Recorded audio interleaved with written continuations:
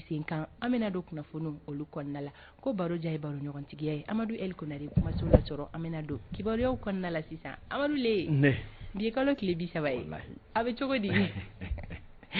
n'a ka di ye dakoro yan kelen a fa ɲamile cogo tɛ ko la a wusulen don n'o ka di ye bon ni dunya ye ni ko cayara ka da ɲɔgɔn kan ça veut dire k'a bɛna ɲɛnabɔ de n'a ma bilen a tɛ suma nka a bɛ bilen ka se niveau dɔ la n'a ma suma joona a ma ɲɛ an bɛ bɔ a rɔ an bɛ dugawu kɛ a ka se ka sumaya teliya la n'a ma dugawu di a page yɛlɛma ka taa page dɔ in na an mɛ ni Amadu ka le bɛ ministre la dɛ an mɛ ni kulu wala u na dɛ n'a ma taa tabadiya da la a ko b'a fɛ ka ɲama han ça va aller kɔri baasi tɛ yen mais Ala tanu bi ye don dɔ ye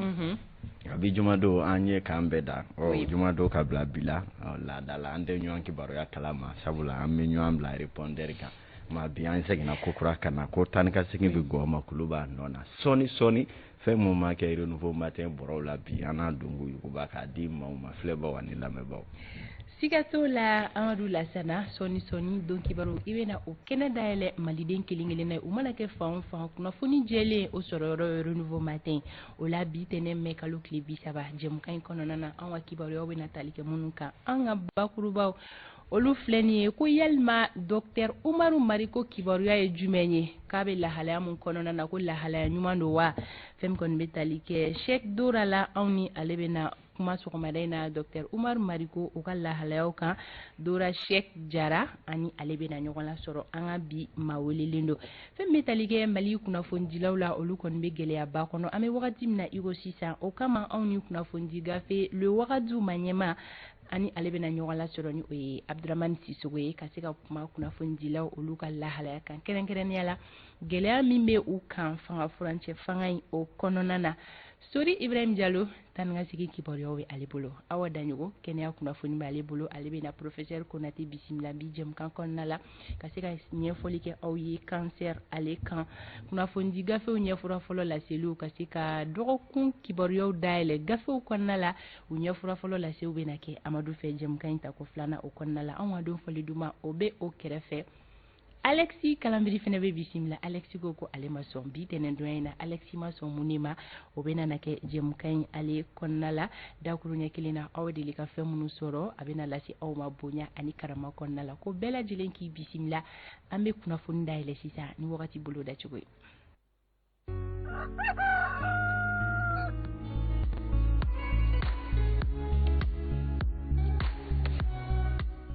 Sangolo ale bɛna jɛya Gurumara Ruskaw fɛ yen nɔ ka fara Tombouctou ka Nara Nioro ani Kayi ni nin bɔra la Mali fantɔw fɛ ko nɔgɔ bɛna da kaba la samiyafɛ fiɲɛ o bɛna ci Mali marabolo kelen-kelen na bɛɛ lajɛlen kɔnɔna la fiɲɛ min fanga tɛ bonya kosɛbɛ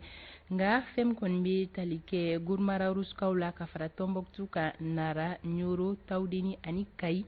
tilemafɛ fiɲɛ bɛna ci olu fɛ yen nɔ o fiɲɛ fɛnɛ fanga o tɛna na bonya kosɛbɛ an ka kɔrɔ marabolo kɔnɔna la bi ka fara camancɛ marabolo kan k'u ka yɔrɔ janfilɛli ko gɛlɛya mankan bɛna na don a la ka sababuya kɛ gɔngɔn bulon ye yɔrɔ janfilɛli min ko don a bɛ daminɛ kilomɛtiri 4 ka taa bila 8 bɔɲɔgɔnko la sanfiɲɛ ni sanji o bolodalen don bi tile journée kɔnɔna la walima su in na Mali marabolo kelen-kelenna bɛɛ lajɛlen kɔnɔna la fo ni Tawdeni bɔ a la ka fara Kidal kan Gurumara Rus Tombouctou Nara Nioro ani Kayi fɛn kɔni bɛ tali kɛ bi finteni hakɛyaw olu bolodacogo ye ninnu ye Kayikaw bi tilega in na aw ka tile bɔta hakɛya o bi jɔ degere 42 la Kulikoro olu ta bɛ kɛ degere 40 ye Sikaso degere 38 Segu degere 40 Mopti 41 Tombouctou 44 Gao 43 Kidal 43 Menaka 42 Tawdeni 43 Bugunikaw fɛ yen nɔ bi tilega in na olu ka tile bɔta hakɛya o bi jɔ degere 40 na fɛn bɛ tali kɛ Kucalakaw la ka fara Kita kan olu ta bɛ kɛ degere 39 ye Niorokaw ka fara Nara kan olu ta bi jɔ degere 43 la Douanzan 42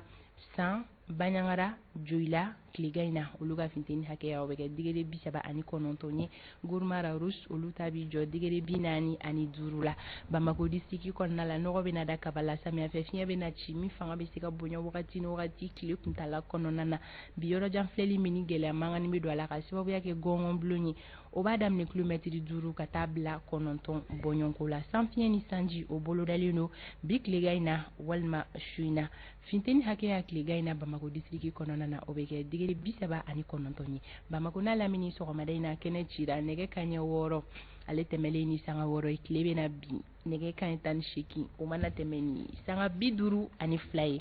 ni wakati bolo da chugo ye kadi maliden kilingilina ma o mana ke mali fan bi tenen sogoma akunyi akwa kliuk ntala kononana akwa sika utano blawdo ko ala ga bi kle heredi ambela dilima ametakanya fen kiboro yo ye donc kibaru ale daile wakati sera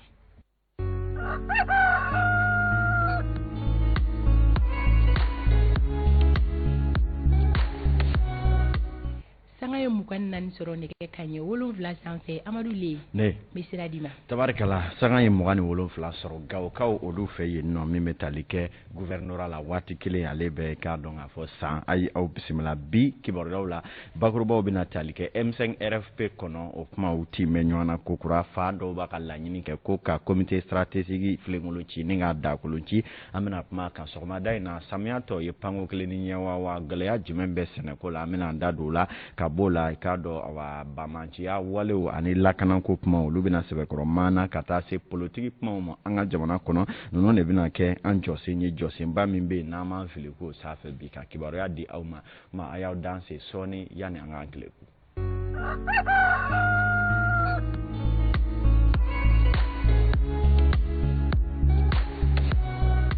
anichi ay audansi anga biso madaina donki baru keneka amita polusuka gunka ka uladonia ka fo sharia do tunye dangana yaw di kaseka minye haklina do nga fo lutunye dangana yaw di kaseka polusuka gunka nana polusi do munye jalatigu ye olubiseka yamoria kaseka commissariat concours do ke nabi fo concours professionnel de ibe polusi ya bara la kaba kaseka ta ikado awa kimeli doke ni josi golo fa ikasenga taka ke commissariat o na jabi do bora wati timeno na mi kuma chiara kusebe amanye ka fo akopuma chiali ka keni do ka fo la ko kodo minde be ikado kabina ni be maliani mabonyo na ko ni pulusi konala kama jalatigi jekulu do farala nyonga ka tuta da boje ne ka jabi do bora ko la cour supreme fe munya semenchia ka fo o jabi mi borani mando taraka ke commissariat o senfe kuka o koni jabi ka a joshi ka boy peu koni haklina koni kera ko gaba kuru filin tore kulu chema min maire koni sebe ko chiale do police gunga ame doni mina iko bi ka wala donia ka fo kalo woro de ko fe ni jabi bolen ko ni koni kiri jabi bora ni chwani na ko tobna teme chogodi wati nataki wari ya olu de biseka ke sababu ye ko dangana maya anye hamita gaw ka olu fe yenno ni wati laba nunu na ka marfachi shufe o koni mala ka gaw ka papa ko sebe kibara ya ira ka fo sibiri suka duje kari la angoro menye ka do awa yere la kana jekulu do koninga manyema ni uye abifo munu mako garangoyi olu koninga manyema no ayuba misilmi ale koni uye muguchi ale konna mugu minchirala koni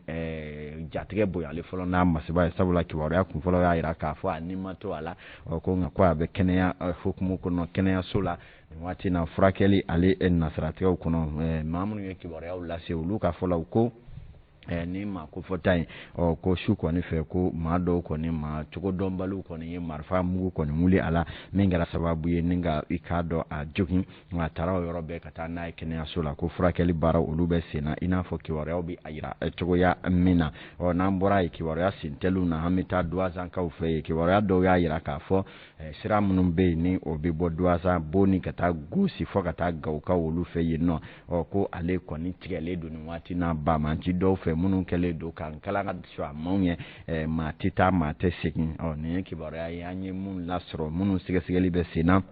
hali bini akabi mopti ka olu fe yen no sigidala deun ko ni dusuma kasa ale kundo ko sebe jiko la o haklina kura do tale ina fo ka baraw be tugo mina ka kogulaw ni ka karaw ni dekun kumbe o protection civil no sapeur pompier bolo fara me mopti marato ala ale kale do ka haklina do ta mununa dongo do o be ji sanuma ta ninga di mopti ka deun go ne ma o minye yoro domo do sugantile merida kata se ikado l'église catholique mimbe sevare olu dala mubli koni mina joni ji sanuma e wasa sigidala deum se ka ji soroka uka makunya olu sabati chugo yamina kuchala ka olu fe yenno menye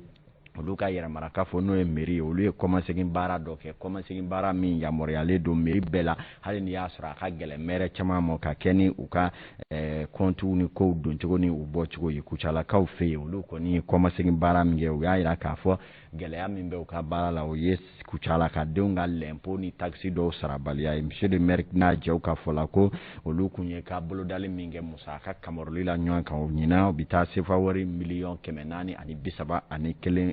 miliyɔn 80 ani a kunkanfɛnna ko nka u ka wuli ka jɔw kɔnɔ ko min sera ka kamaroya ɲɔgɔn kan o ye miliyɔn 431 ye minnu cɛ ma TDRL ko kɔni ye 100 saradala 4 o y'o ye min ka dɔgɔn kosɛbɛ